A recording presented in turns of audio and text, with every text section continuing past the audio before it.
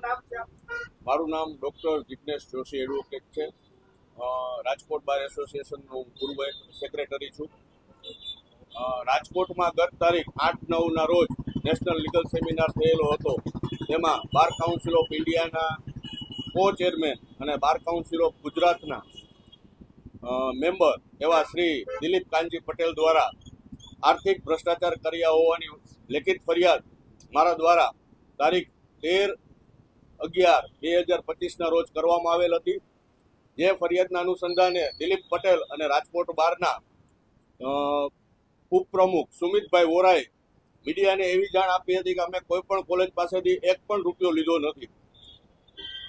આ લોકોની વધુમાં તપાસ કરતા રાજકોટ બાર એસોસિએશનના નામે એક બોગસ ખાતું ખોલવામાં આવેલ, જેમાં રાજકોટ બારના પ્રમુખ પરેશ મારુ, હાલના ઉપપ્રમુખ સુમિત વોરા અને ટ્રેઝરર પંકજ લોંગાની સહીથી કેનરા બેંકના ખાતા નંબર 1200-372-07290 નંબરથી ખોલવામાં આવેલું હતું।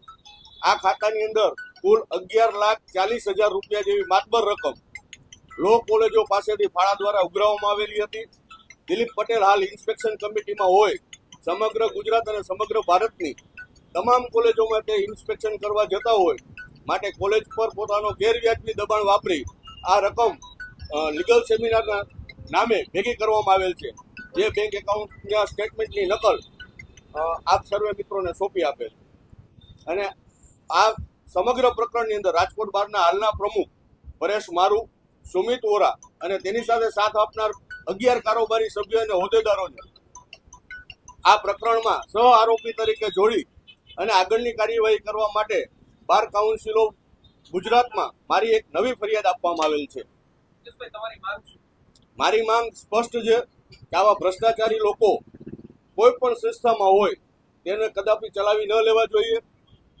મારી ઉપર જ્યારે એલિગેશન દીધું તો મને તો સાંભળ્યા વગર જ 2.5 વર્ષનું સસ્પેન્શન હું આજની તારીખ સુધી સહન કરું છું।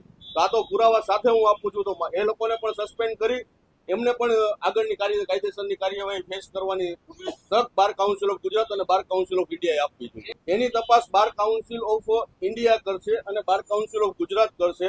તેમના કોલેજોના સંચાલકોના સ્ટેટમેન્ટ બાર કાઉન્સિલ ઓફ ગુજરાતની તપાસ કમિટી જે નિમવામાં આવશે તેના દ્વારા લેવામાં આવશે।